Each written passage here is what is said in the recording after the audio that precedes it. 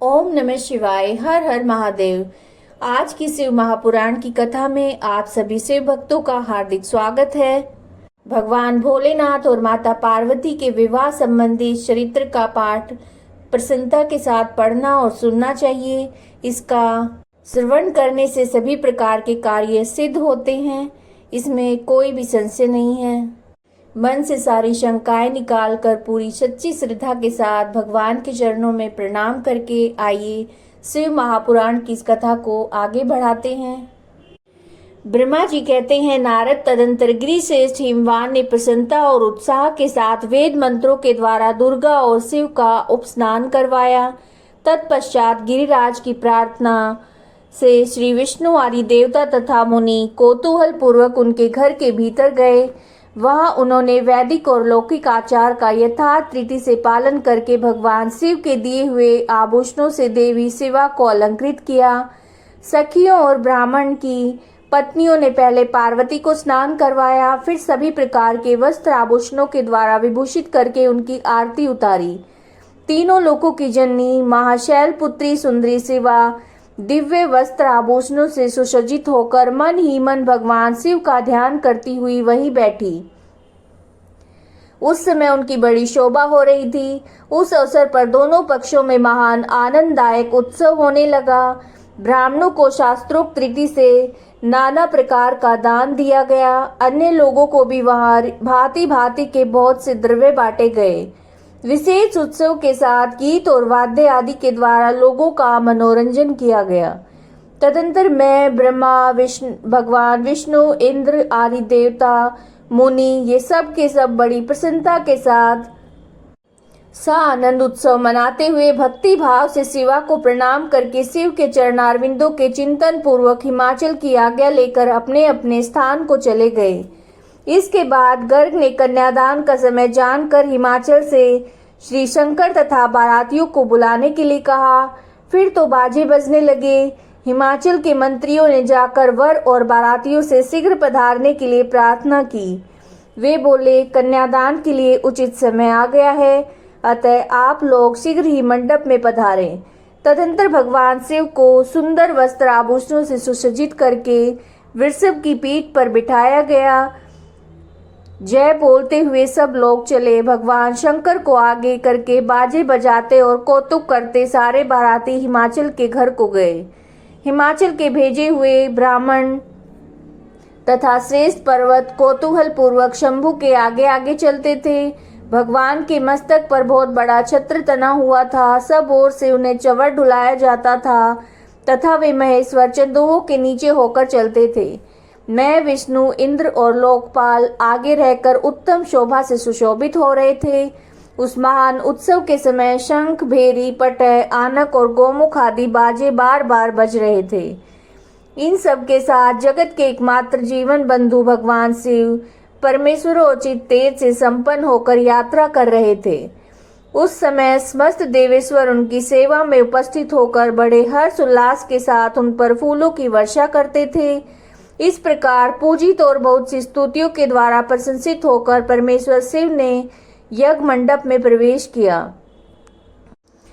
वहां श्रेष्ठ पर्वतों ने शिव को वृषभ से उतारा और महान उत्सव के साथ प्रेम पूर्वक उन्हें घर के भीतर ले गए। हिमालय ने भी घर में आए हुए देवताओं सहित महेश्वर को विधि पूर्वक भक्ति भाव से प्रणाम करके उनकी आरती उतारी। फिर महान उत्सव पूर्वक अपने भाग्य की सराहना करते हुए उन्होंने समस्त देवता और मुनियों को प्रणाम करके उन सब का समादर किया। श्री विष्णु सहित महेश्वर को तथा मुख्य मुख्य देवताओं को पाद्य अर्घ्य देकर हिमालय उन्हें अपने भवन के भीतर ले गए और आंगन में रत्न में सिंहासन के ऊपर मुझको, विष्णु को, शंकर जी को और अन्य विशिष्ट व्यक्तियों को बिठाया। उस समय मैना ने अपनी सखियों, ब्राह्मण पत्नियों तथा अन्य पुरंद्रियों के साथ आकर आनंद आरती उतारी। कर्म कांड के ज्ञाता पुरोहित महात्मा शंकर के लिए मधुपर्क पूजन आदि जो जो आवश्यक कृत्य थे उन सब को सहर्ष संपन्न किया। फिर मेरे कहने से पुरोहित ने प्रस्ताव के अनुरूप उत्तम मंगलमय कार्य आरंभ किया। इसके बाद हिमालय ने अंतर्वेदी में जहाँ समस्त आभूषणों से विभूषित उनकी कृशांगी कन्या वेदी के ऊपर विराजमान थी। वहां मेरे और श्री विष्णु के साथ महादेव जी को ले गए। तदंतर बृहस्पति आदि विद्वान बड़े उत्साह से संपन्न होकर कन्यादान उचित लग्न की प्रतीक्षा करने लगे। गर्ग ने पुण्य वाचन करते हुए पार्वती जी की अंजलि में चावल भरे और शिव के ऊपर अक्षत छोड़ा। परम उदार सुमुखी पार्वती ने दही, अक्षत, कुश और जल से वहां रुद्रदेव का पूजन किया, जिनके लिए शिवा ने बड़ी भारी तपस्या की थी। उन शिव को बड़े प्रेम से देखती हुई वे अत्यंत शोभा पा रही थी। फिर मेरे और गर्ग आदि मुनियों के कहने से शंभु लोकाचार व शिवा का पूजन किया। इस प्रकार परस्पर पूजन करते हुए वे दोनों जगन में पार्वती परमेश्वर वहां सुशोभित हो रहे थे। त्रिभुवन की शोभा से संपन्न होकर परस्पर देखते हुए उन दोनों दंपति की लक्ष्मी आदि देवियों ने विशेष रूप से आरती उतारी। ब्रह्मा जी कहते हैं, नारद इसी समय वहां गर्ग आचार्य से प्रेरित होकर मैना सहित हिमवान ने कन्यादान का कार्य आरंभ किया। उस समय वस्त्र आभूषणों से विभूषित महाभागा मैना सोने का कलश लिए पति हिमवान के दाहिने भाग में बैठी।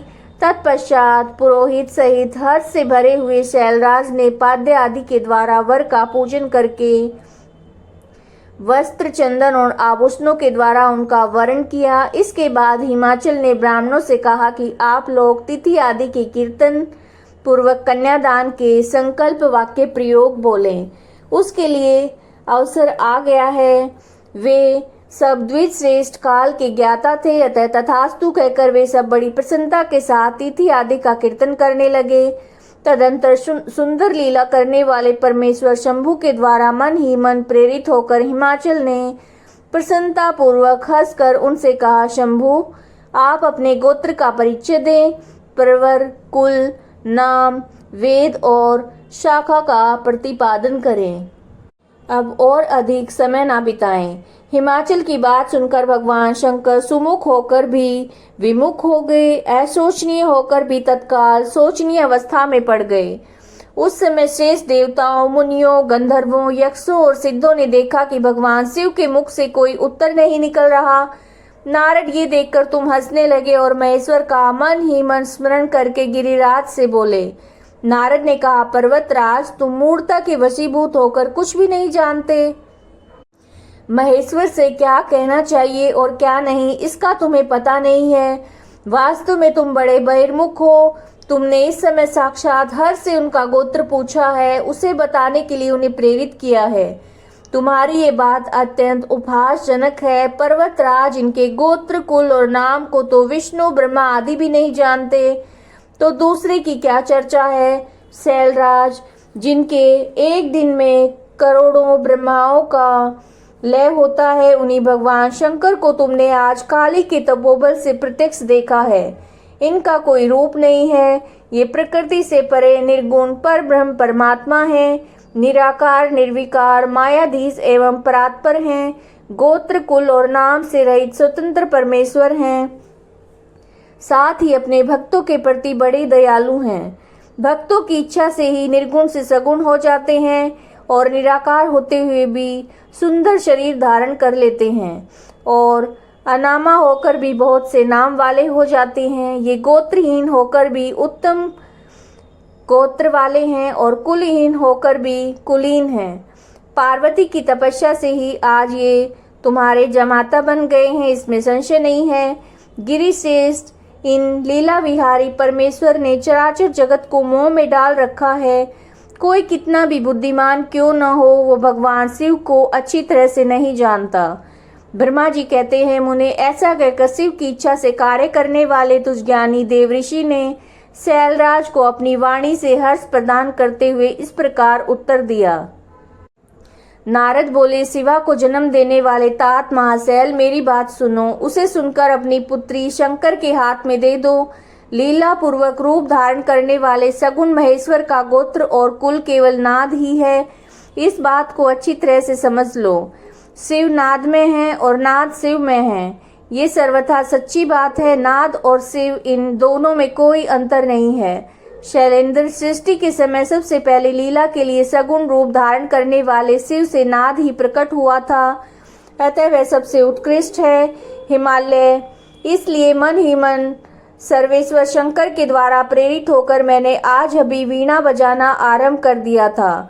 ब्रह्मा जी कहते हैं, मुने तुम्हारी ये बात सुनकर गिरिराज हिमालय को संतोष प्राप्त हुआ और उनका मन का सारा विस्मय जाता रहा। तदंतर श्री विष्णु आदि देवता और मुनि सब के सब विस्मय रहित होकर नारद को साधुवाद देने लगे। महेश्वर को गंभीरता जानकर सभी विद्वान आश्चर्यचकित होकर बड़ी प्रसन्नता के साथ परस्पर बोले, अहो जिनकी आज्ञा से इस विशाल जगत का प्राकट्य हुआ है, जो परात्पर आत्मबोध स्वरूप स्वतंत्र लीला करने वाले और उत्तम भाव से जानने योग्य हैं, उन त्रिलोकनाथ भगवान शंभु का आज हम लोगों ने भली भांति दर्शन किया है। तदंतर हिमालय ने विधि के द्वारा प्रेरित होकर भगवान शिव को अपनी कन्या का दान कर दिया। कन्या दान करते समय वे बोले, परमेश्वर मैं अपनी एक कन्या आपको देता हूँ, आप इसे अपनी पत्नी बनाने के लिए ग्रहण करें। सर्वेश्वर इस कन्यादान से आप संतुष्ट हों। इस मंत्र का उच्चारण करके हिमाचल ने अपनी पुत्री त्रिलोक जननी पार्वती को उन महान देवता रुद्र के हाथ में दे दिया। इस प्रकार शिवा का हाथ शिव के हाथ में रखकर शैलराज मन ही मन बड़े प्रसन्न हुए। उस समय वे अपने मनोरथ के महासागर को पार कर गए और परमेश्वर महादेव जी ने प्रसन्न होकर वेद मंत्र के उच्चारण पूर्वक गिरिजा के कर कमल को शीघ्र अपने हाथ में ले लिया। मुने लोकाचार के पालन की आवश्यकता को दिखाते हुए उन भगवान शंकर ने पृथ्वी का स्पर्श करके को अदात इत्यादि रूप से काम संबंधी मंत्र का पाठ किया। उस समय वहां सब और महान आनंददायक महोत्सव होने लगा। पृथ्वी पर, अंतरिक्ष में और स्वर्ग में जय जयकार का शब्द गूंजने लगा। सब लोग अत्यंत हर्ष से भरकर साधुवाद देने और नमस्कार करने लगे। गंधर्व गण प्रेम पूर्वक गान करने लगे, अप्सराएं नृत्य करने लगी।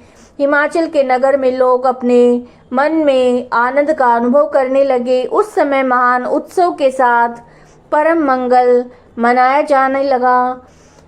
मैं, विष्णु, इंद्र, देवगण और संपूर्ण मुनि हर्ष से भर गए। हम सब के मुखारविंद प्रसन्नता से खिल उठे। तदंतर शैलराज हिमाचल ने अत्यंत प्रसन्न होकर शिव के लिए कन्यादान की यथोचित सांगता प्रदान की।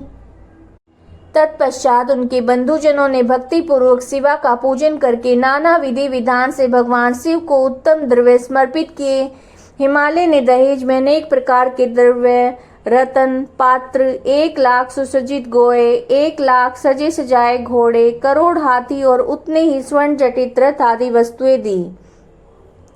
इस प्रकार परमात्मा शिव को विधि पूर्वक अपनी पुत्री कल्याणमयी पार्वती का दान करके हिमालय कृतार्थ हो गए। इसके बाद शैलराज ने यजुर्वेद की माध्य नंदिनी शाखा में वर्णित स्तोत्र के द्वारा दोनों हाथ जोड़कर प्रसन्नता पूर्वक उत्तम वाणी में परमेश्वर शिव की स्तुति की। तत्पश्चात वेद वेता हिमाचल की आज्ञा के देने पर मुनियों ने बड़े उत्साह के साथ शिवा के सिर पर अभिषेक किया और महादेव जी का नाम लेकर उस अभिषेक की विधि पूरी की। मुने उस समय बड़ा आनंददायक महोत्सव हो रहा था। ब्रह्मा जी कहते हैं, नारद, तदंतर मेरी आज्ञा पाकर महेश्वर ने ब्राह्मणों द्वारा अग्नि की स्थापना कराई और पार्वती को अपने आगे बिठाकर वहां ऋग्वेद, यजुर्वेद और सामवेद के मंत्रों के द्वारा अग्नि में आहुतियां दी। तात उस समय काली के भाई मैनाक ने लावा की अंजलि दी और काली और शिव दोनों ने आहुति देकर लोकाचार का आश्रय लेकर प्रसन्नता पूर्वक अग्निदेव की परिक्रमा की। नारद, तदंतर शिव की आज्ञा से मुनियों सहित मैंने शिवा शिव विवाह का शेष कार्य प्रसन्नता पूर्वक पूरा किया। फिर उन दोनों दंपति के मस्तक का अभिषेक किया। ब्राह्मणों ने उन्हें आदर पूर्वक ध्रुव का दर्शन कराया। तत्पश्चात हृदय आलंबन का कार्य हुआ। फिर बड़े उत्साह के साथ स्वस्ति वाचन किया गया। इसके पश्चात ब्राह्मणों की आज्ञा से शिव ने शिवा के सिर में सिंदूर दान किया। उस समय गिरिराज नंदिनी उमा की शोभा अद्भुत और अवर्णनीय हो गई। फिर ब्राह्मणों के आदेश से वे शिव दंपति एक आसन पर विराजमान होकर भक्त के भक्तों के चित्त को आनंद देने वाले उत्तम शोभा पाने लगे। मुने तदंतर अद्भुत लीला करने वाले उन नव दंपति ने मेरी आज्ञा पाकर अपने स्थान पर आकर संसन प्राशन किया। इस प्रकार विधि पूर्वक उस वैवाहिक यज्ञ के पूर्ण हो जाने पर भगवान शिव ने मुझ लोक सृष्टा ब्रह्मा को पूर्ण पात्र दान दिया। फिर शंभु ने आचार्य को गोदान किया। मंगलदायक जो बड़े बड़े दान बताए गए हैं वे सहज संपन्न किए। तत्पश्चात उन्होंने बहुत से ब्राह्मणों को पृथक पृथक 100 स्वर्ण मुद्राएं दी, करोड़ों रत्न प्रदान किए, अनेक प्रकार के द्रव्य बांटे। उस समय सभी देवता, दूसरे दूसरे चराचर जीव मन में बड़े प्रसन्न हुए। जोर जोर से जय जयकार की ध्वनि होने लगी। सब और मांगलिक शब्द और गीत होने लगे। वाद्यों की मनोहर ध्वनि सबको आनंद बढ़ाने लगी। इसके बाद श्री विष्णु, मैं, देवता, ऋषि और अन्य सब लोग गिरिराज से आज्ञा लेकर बड़ी प्रसन्नता के साथ शीघ्र ही अपने अपने डेरे में चले आए। उस समय हिमालय नगर की स्त्रियां आनंद मगन होकर शिव और पार्वती को लेकर कोहबर में गई। वहां उन सब ने आदर पूर्वक वर वधू से लोकाचार का संपादन कराया और सब और परम आनंददायक महान उत्सव छा रहा था। तदंतर वे स्त्रियां उन लोक कल्याणकारी दंपति को साथ लेकर परम दिव्य वास भवन में गई और वहां प्रसन्नता पूर्वक लोकाचार का संपादन किया। इसके बाद गिरिराज के नगर की स्त्रियों ने समीप पाकर मंगल कृत्य करके उन नव दंपति की केली गृह में पहुंचाया और जय ध्वनि करती हुई उनके गठबंधन की गांठ खोलने आदि का कार्य संपन्न किया। उस समय उन नूतन दंपति को देखने के लिए 16 दिव्य नारियां बड़े आदर के साथ शीघ्रता पूर्वक वहां आई। उनके नाम इस प्रकार से हैं: सरस्वती, लक्ष्मी, सावित्री, गंगा, अदिति, शची, लोपामुद्रा, अरुंधति, अहिल्या, तुलसी, स्वाहा, रोहिणी, पृथ्वी, शत्रुपा, संध्या तथा रति। ये देवांगनाएं तथा मनोहारिणी देव कन्या, नाग कन्या, मुनि कन्याएं भी वहां पहुंची। वहां जितनी भी स्त्रियां उपस्थित थी उन सब की गणना करने में कौन समर्थ है। उनके दिए हुए रत्न में सिंहासन पर भगवान शिव प्रसन्नता पूर्वक बैठे। उस समय उन्होंने शिव से नाना प्रकार की विनोदपूर्ण बातें कही। तदंतर प्रसन्नचित हुए महेश्वर ने अपनी पत्नी के साथ मिष्ठान भोजन और आचमन करके कपूर डाला हुआ पान खाया। इसी अवसर पर अनुकूल समय जानकर प्रसन्न हुई रति ने दीन वत्सल भगवान शंकर से कहा कि भगवान, पार्वती का पाणी ग्रहण करके आपने अत्यंत दुर्लभ सौभाग्य प्राप्त किया है। बताइए, मेरे प्राणनाथ को जो सर्वथा स्वार्थ रहित थे आपने क्यों भस्म कर डाला। अब यहाँ मेरे पति को जीवित कीजिए और अपने अंतःकरण में काम संबंधी व्यापार को जगाइए।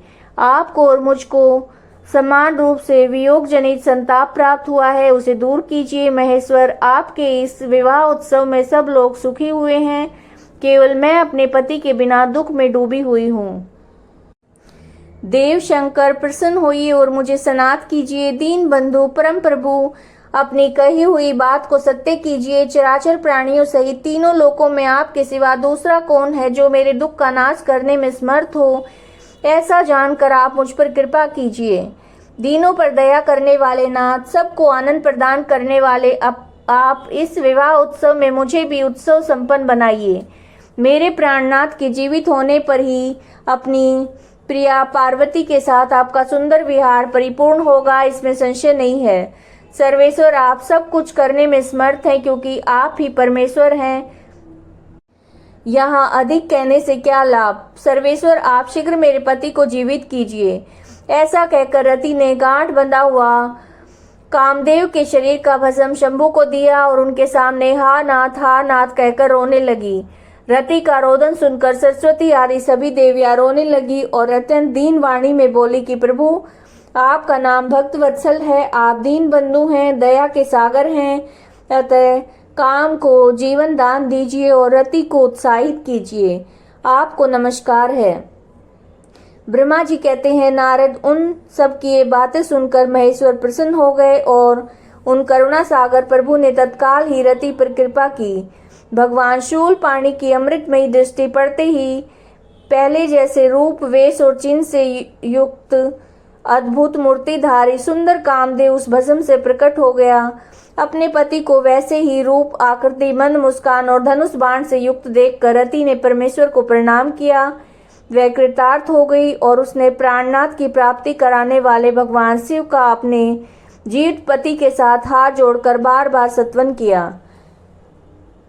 फिर पत्नी सहित काम की हुई स्तुति को सुनकर दयाद्र हृदय भगवान शंकर अत्यंत प्रसन्न हुए और इस प्रकार से बोले।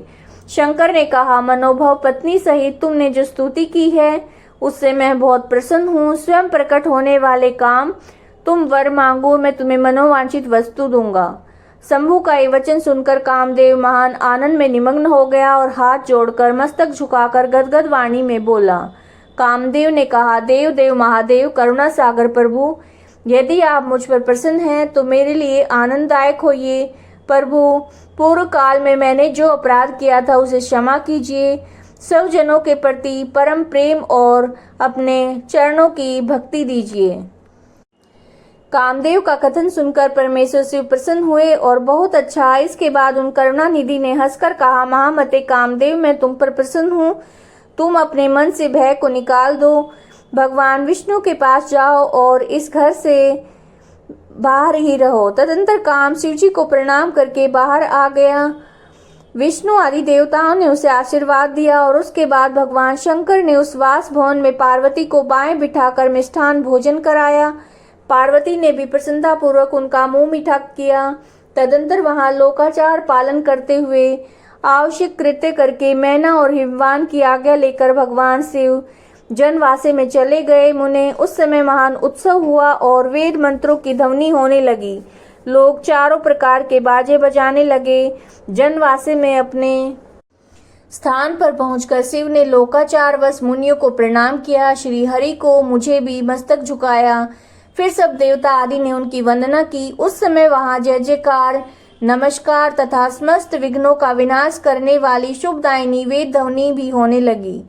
इसके बाद मैंने भगवान विष्णु ने, इंद्र, ऋषि और सिद्ध आदि ने शंकर जी की स्तुति की। गिरिजा नायक महेश्वर की स्तुति करके वे विष्णु आदि देवता प्रसन्नता पूर्वक उनकी यथोचित सेवा में लग गए। तत्पश्चात लीला पूर्वक शरीर धारण करने वाले महेश्वर शंभु ने उन सबको सम्मान दिया। फिर उन परमेश्वर की आज्ञा पाकर वे विष्णु आदि देवता अत्यंत प्रसन्न होकर अपने अपने विश्राम स्थान को गए। तो आज की शिव पुराण की कथा को हम यही विराम देते हैं।